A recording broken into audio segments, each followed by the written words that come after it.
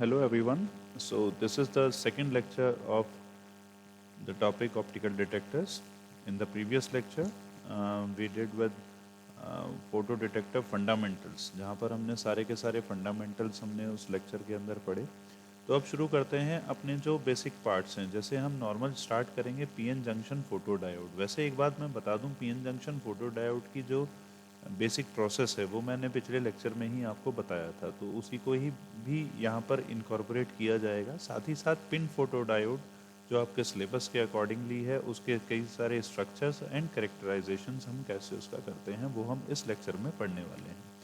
तो शुरू करते हैं पीएन जंक्शन फोटो डायोड। तो पीएन जंक्शन फोटो डायोड में मोस्टली अगर मैं कहूँ तो पी और एन जंक्शन फॉर्म किया जाता है, और मटेरियल्स जैसा कि मैंने पिछले लेक्चर में आपको बताए थे कौन से मटेरियल इस्तेमाल होते हैं। द इम्पॉर्टेंट पार्ट जो आपको अगर याद हो तो मैंने बताया था किस तरीके का मटेरियल आप इस्तेमाल कर रहे हो, साथ ही साथ कैसे उसके आर्किटेक्चर है, कैसे उसको डिज़ाइन कर रहे हैं। ये डिफ़र करती है कि किस तरीके का हमारा जो पीएन जंक्शन है, जो हमारा डिवाइस है वो बनेगा। लाइक वो हमारा नॉर्मल एलईडी बनेगा कि फोटो का डिटेक्टर बनेगा, या नॉर्मल एक डायोड की तरह काम करेगा, या फिर माइक्रोवेव डिवाइसेस की तरह काम करेगा। सो हमारा जो ये पीएन जंक्शन फोटो डायोड है, एक रिवर्स बायस में उसको काम करेंगे। रिवर्स बायस में जब भी काम करेंगे तो ऑब्वियसली यहाँ पर क्या होगा, एक डिप्लीशन रीजन फॉर्म हो जाएगा। जिस डिप्लीशन रीजन फॉर्म होने के कारण जो इलेक्ट्रिक फील्ड है वो यहाँ पर हमें हाईएस्ट मिलेगी। तो इस डिप्लीशन रीजन के अंदर हमें हाईएस्ट फील्ड यहाँ पर मिलती है। तो ये डिप्लीशन रीजन, अब यहाँ से जो कंडक्टर्स होंगे जो इस डिप्लीशन रीजन में है, जब यहाँ पर लाइट फॉल होगी तो वो यहाँ से डिफ्यूज़ होना स्टार्ट हो जाएंगे। तो हमने इसको कहा डिप्लीशन रीजन और इस आगे वाले को कहा डिफ्यूजन रीजन। और यही पूरा पीएन जंक्शन वाला जो एरिया है, इस कम्प्लीटली एरिया के अंदर ही हमारा इस जंक्शन पर एच न्यू मतलब फोटॉन्स यहाँ पर एमिट करेंगे। जब तो एक्सटर्नल या इनडायरेक्ट एब्जॉर्प्शन मेथड के थ्रू यहाँ एब्जॉर्ब हो गए, तो ये ओवरऑल हमारा फाइनली अगर मैं इसको समझाना चाहूँ तो ये डिग्रेड होगा और फाइनली ये और पूरा एक ही जोन में आ जाएगा। लाइक पूरे की जो इलेक्ट्रिक फील्ड है वो कॉमन हो जाएगी, तो वहाँ जंक्शन का पता नहीं चलेगा और करंट का फ्लो होना शुरू हो जाएगा। ये एक दूसरा तरीका है वर्किंग को समझाने का, अगर हम इस एनर्जी लेवल डायग्राम से अगर हम इसको बताएं तो। अदरवाइज जो मेन फंक्शन है वो इसका यही है जो पीछे मैंने आपको बताया था। जिस तरह से वहाँ पर एक्सटर्नल सिमुलेशन के थ्रू जब फोटोन आएगा तो एक होल क्रिएट होगा और वो आगे कंडक्शन बैंड में ट्रांसमिट हो जाएगा, और इस तरह से जब ट्रांसमिट हो जाएगा तो हमारा इलेक्ट्रॉन्स का फ्लो होना शुरू हो जाएगा। क्योंकि यहाँ पर रिवर्स बायस है तो इलेक्ट्रॉन्स अपना इस तरफ ट्रैवल होना शुरू हो जाएंगे और होल्स इस तरफ, मतलब इलेक्ट्रॉन होल्स वहाँ क्रिएट होने शुरू हो जाएंगे और उनका मूवमेंट स्टार्ट हो जाएगा। और उसके मूवमेंट से हमारा करंट का फ्लो मतलब photo current that is IP का फ्लो होना वहाँ पर स्टार्ट हो जाएगा।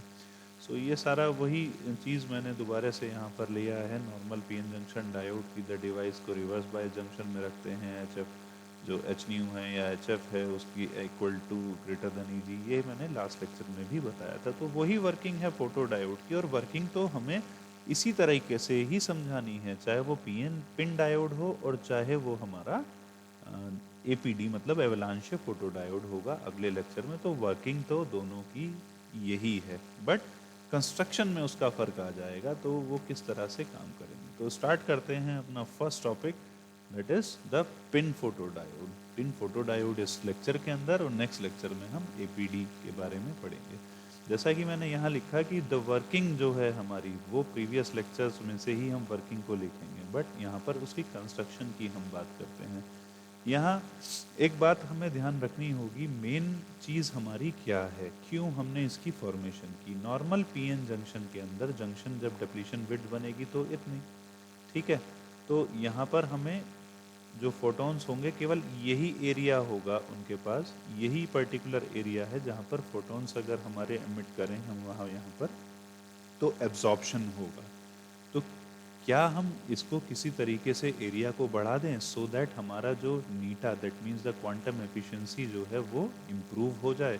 तो उसके लिए ही हमने आविष्कार किया अपना पिन डायोड का।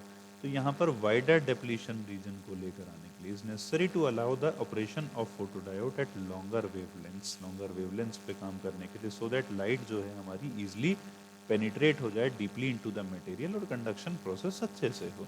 ठीक, एन टाइप मटेरियल जो कि स्लाइटली डोप्ड, उसको हम लेते हैं इंट्रिंसिक मानते हैं। बहुत एन टाइप मटेरियल बहुत लाइटली डोप उसको रखते हैं। अगर मैं इसके आर्किटेक्चर की बात करूं तो ये आई जो है वो एन टाइप मटेरियल है, बट वो बहुत लाइटली डोप्ड है, इसलिए उसको पार्शली हमने इंट्रिंसिक ही कह दिया। ठीक, तो उसको हमने रखा ताकि वो उसका रेजिस्टेंस लो हो और कॉन्टेक्ट्स में भी वहाँ पर प्रॉब्लम, कॉन्टेक्ट रेजिस्टेंस भी ना क्रिएट करे। तो कुछ इस चीज़ों की वजह से हम उसको N type slightly dope material लेते हैं। So this creates a pinned photodiode where all the absorption take place at the depletion region। और depletion region कहाँ फॉर्म होगा? depletion region फॉर्म होगा अब इस इंट्रिंसिक एरिया में।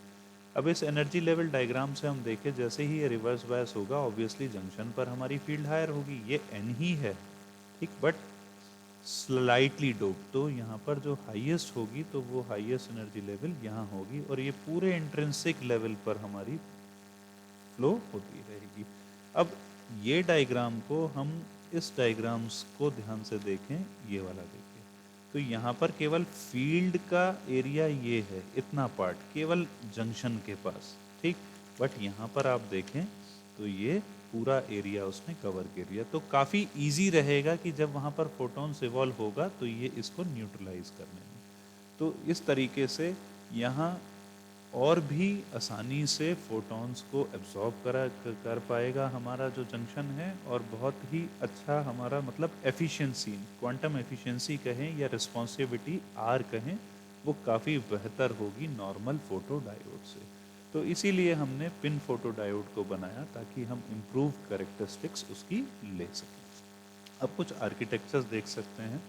उससे पहले मैं फिर से बता दूं, वर्किंग बिल्कुल यही सब लिखना है, यही सारे डायग्राम रहेंगे जो यहाँ पर हमारे हैं। ये वाला डायग्राम रहेगा, इससे बनाना है, साथ ही साथ हम ये भी डायग्राम से बताएंगे, और वही सारा डिटेक्शन प्रोसेस जो था वही यहाँ पर एक्सप्लेन करेंगे कि वहाँ फोटॉन्स आएगा, फोटॉन से वो इनडायरेक्ट एब्जॉर्प्शन होगा, वो टकराएगा, होल क्रिएट होगा कंडक्शन बैंड में, फिर वो वैलेंस बैंड में होल क्रिएट होगा, कंडक्शन बैंड में वो ट्रांसफर होगा, flow of electron. That is the same story, but the difference is about the architecture, and because of that architecture हमारे वर्किंग पे, उसकी कैरेक्टरिस्टिक्स पे क्या उसका इफेक्ट पड़ता है। सो आई थिंक ये आपको समझ में आ गया होगा कि हमको लिखना क्या है और पिन डायोड का नॉर्मल डायोड से क्यों एडवांटेजेस हमारा होता है। अब कुछ स्ट्रक्चर्स की अगर बात करें तो स्ट्रक्चर हमारे फ्रंट इल्यूमिनेटेड फोटो डायोड्स और साइड इल्यूमिनेटेड फोटो डायोड्स, तो ये हमारे स्ट्रक्चर्स होते हैं। अलग अलग जो स्ट्रक्चर हैं उसकी अलग अलग अपनी अपनी प्रॉपर्टीज़ हैं। तो अलग अलग प्रॉपर्टीज़ की बात करें तो फोटो फ्रंट इल्यूमिनेटेड के अंदर जो बैंड है वो हमारा 0.8 टू 0.9, मतलब वेवलेंथ का जो फ्रिक्वेंसी बैंड, वेवलेंथ बैंड की बात करें तो 0.8 टू 0.9, 20 टू 50 माइक्रोमीटर का डिप्लीशन रीजन फॉर्म हो सकता है, 85% मीटा, fast response of 1 nanosecond. Dark current वो करंट होती है जब बिना किसी फोटोन के सर्किट के अंदर करंट फ्लो होती रहती है। इसके बारे में हम डीपली अपने नेक्स्ट इस टॉपिक के लास्ट लेक्चर में और डीपली इस चीज़ को हम पढ़ेंगे। साइड इल्यूमिनेटेड स्ट्रक्चर के अंदर लेमडा हमारा 1.09 माइक्रोमीटर, बट अल्फा नॉट इसका काफ़ी स्मॉल होता है। So this is the structure of the front illuminated and this is the structure for the side illuminated. यहाँ पर आप देख सकते हैं किस तरह से metal contact, SiO2 for the insulation, depletion region कहाँ फॉर्म होता है, this is N plus I and this is P। So PIN is forming here and again same P plus I and N plus, PIN is forming hair. यहाँ reflection coating की गई है H new. तो किस तरीके से side illuminated हम इस्तेमाल करते हैं, जिस तरह से हमारे फोटो डायोड्स यहाँ पर पढ़ रहे हैं, जिस तरह से जो हमारे LEDs थे, LEDs के अंदर भी कुछ साइड और फ्रंट वाली चीज़ें वहाँ पर भी थी। ठीक है, तो अगर बात करें दो अलग अलग और कंस्ट्रक्शन की, तो जर्मेनियम पिन फोटो डायोड और यहाँ हमारा इंडिनियम गैलियम आर्सेनाइड फोटो डायोड, दो अलग अलग अगर हम एग्जाम्पल भी अगर ले लें तो प्रॉब्लम जर्मेनियम वाले में मैंने बताया था उसको हम कम इस्तेमाल हमेशा करते हैं। ठीक, तो क्योंकि इसकी डार्क करंट की प्रॉब्लम रहती है। 100 nanoampere at 20 degree Celsius यहाँ पर हमें डार्क करंट मिलती है। Discontinuity due to homojunction. तो इसीलिए हम क्या करते थे, एलॉयज यूज़ करते थे। ये लास्ट लेक्चर में सारी चीज़ें मैंने आपको एक्सप्लेन की थी। तो इंडियम गैलियम आर्सेनाइड के हेट्रो जंक्शन के अंदर शॉटकी बैरियर, तो ये इसी का ही हमारा एग्जाम्पल हो गया फ्रंट और साइड का। तो form Schottky barrier, dark current हमारी लेस देन 1 नैनो एम्पियर रहेगी और एफिशिएंसी भी 100% तक हम इससे ले सकते हैं। तो ये हमारे कुछ फ्रंट इल्यूमिनेटेड, तो मैं यहाँ लिख रहा हूँ फ्रंट इल्यूमिनेटेड स्ट्रक्चर्स, और ये एलॉयज को इस्तेमाल करते हुए, ठीक है। तो फ्रंट इल्यूमिनेटेड के लिए ये एक हमारा स्ट्रक्चर ये है जो हमारा इंडियम गैलियम आर्सेनाइड सबस्ट्रेट के साथ रखा गया है, और एक हमारा indium gallium arsenide phosphide substrate, ये हमारा जो आईएनपी सबस्ट्रेट के साथ इसको रखा गया है। तो ये दो अलग हैं। ये हमारा डोम शेप, या फिर इसको हम मशरूम शेप फोटोडायोड भी बोलते हैं। Normal pin photodiode mushroom shape या डोम शेप के अंदर ये आता है।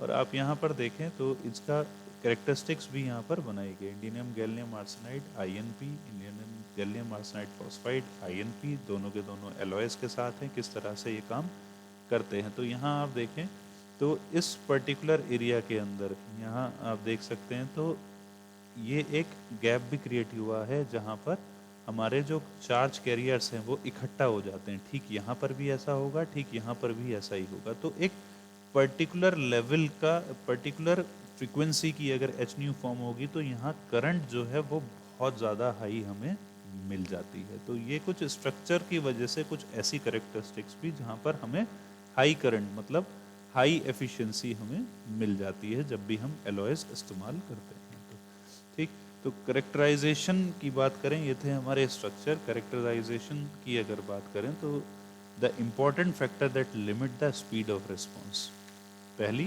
ड्रिफ्ट टाइम कितना है। ठीक, ड्रिफ्ट टाइम अगर विड्थ हमारी w है जंक्शन की, vd हमारा ड्रिफ्ट वेलोसिटी है, तो w बाय vd। ठीक, it is the longest transit time. Drift time मैंने आपको लास्ट लेक्चर में भी ये बताया था कि जब जंक्शन हमारा डिफ्यूजन है, जो एक टर्मिनल से दूसरे टर्मिनल की तरफ जब हमारा चार्ज कैरियर जाएगा, that is the drift time. जब डिप्लीशन रीजन को क्रॉस करेगा तो वो जितना जिसका बेहतर होगा उतना ही अच्छा हमारा पिन डायोड होगा। इसलिए first part is the drift time, second part is the diffusion time. It is a slow process comparatively where the time taken is DIFF। ठीक है, कंपेरेटिवली हमारा जो है स्लो प्रोसेस है, जो हमारा डिफ्यूजन टाइम है वो हमारा होगा d² by 2dc, where d is the diffusion distance, diffuse distance, और dc हमारा माइनॉरिटी कैरियर डिफ्यूजन कांस्टेंट इसके अंदर लिया जाता है। तो अगर हमें डिफ्यूजन टाइम निकालना हो तो हम इस फॉर्मूले से निकाल सकते हैं। ड्रिफ्ट टाइम के लिए बहुत आसान था, विड्थ ले ली, ये ले लिया, बट यहाँ पर डिफ्यूजन डिस्टेंस तो ठीक है कि ड्रिफ्ट के बाद डिफ्यूजन हमारा डिस्टेंस आ गया, भाई जहाँ हमारा डिप्लीशन रीजन फॉर्म हुआ वहाँ पर हमारा ड्रिफ्ट के साथ साथ डिफ्यूजन पार्ट, जो हमने स्ट्रक्चर्स अभी पीछे देखे थे वहाँ पर भी ऐसा था। बट यहाँ पर डिफ्यूजन कांस्टेंट की कौन सा मटेरियल है आपका, किस हिसाब से वो डिफ्यूजन को परसीव करता है, इसलिए वहाँ पर डिफ्यूजन कांस्टेंट को ले लिया। Third one is the junction capacitance, क्योंकि जंक्शन कैपेसिटेंस ही हमारा क्या है, tau equals to RC. RC means the time constant.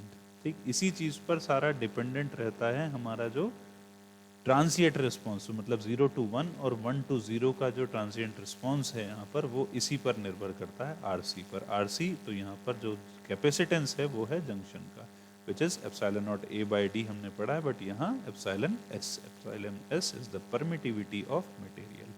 Okay, तो epsilon S A by W width of the junction obviously. तो ये हमारा हो गया टाइम कांस्टेंट। तो ये तीन तो हो गए हमारे टाइम से रिलेटेड। इसके बाद हमारा रहता है maximum photodiode 3 dB bandwidth. Bandwidth क्या है, तो पहले तो हमने निकाल लिया, देखो टाइम्स, वो हमारे तीन प्रकार के, चाहे वो हमारा था ड्रिफ्ट, फिर था हमारा डिफ्यूजन, और फिर था हमारा टाइम कांस्टेंट आरसी वाला पार्ट।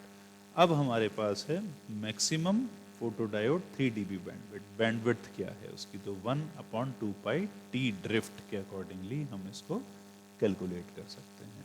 एंड द लास्ट, तो पहला हमारा हो गया टाइम, दूसरा bandwidth, and third one is the noise.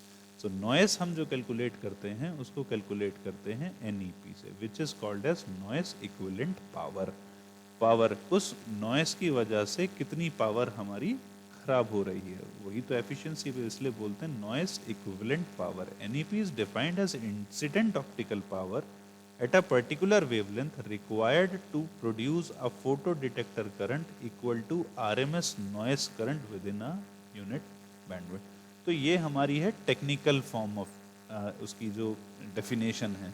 अगर मैं कहूँ कि ये उसको इस तरीके से, हाँ, यहाँ पर कैलकुलेट किया गया, NEP को डिफाइन किया गया कि वो कितनी करंट है जो लॉस हो गई, वो नॉइस के फॉर्म में वहाँ पर लॉस ही हो रही है, एक तरीके से आपकी इंफॉर्मेशन लॉस है, वो कितनी करंट जो एक पर्टिकुलर RMS पावर को जनरेट करे। तो हम अपनी पावर यूटिलाइजेशन के हिसाब से उसको कैलकुलेट कर रहे हैं NEP को। फिर से ध्यान से पढ़ें,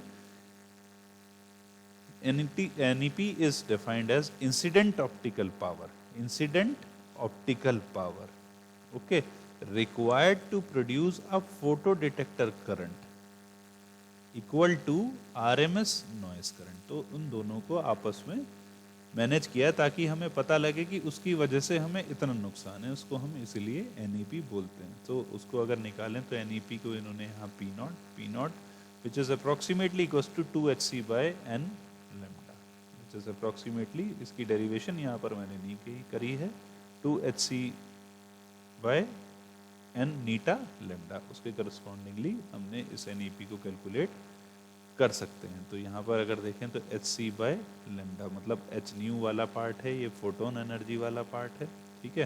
तो 2 फोटोन एनर्जी, अगर मैं इसको लिखूं 2 PU by efficiency, 2 photon energy by efficiency, इस तरीके से ये कैलकुलेट की जाती है एफिशिएंसी की टर्म में। अब यहाँ पर RP और RE रखें तो एग्जैक्टली हमें पता लग जाएगा ये कैसे आई है, मैंने वो यहाँ पर डेरिवेशन नहीं की है। NEP से ही हम कैलकुलेट करते हैं उसकी डिटेक्टिविटी, जितनी अच्छी उसकी NEP होगी उतना ही खराब उसकी डिटेक्टिविटी होगी।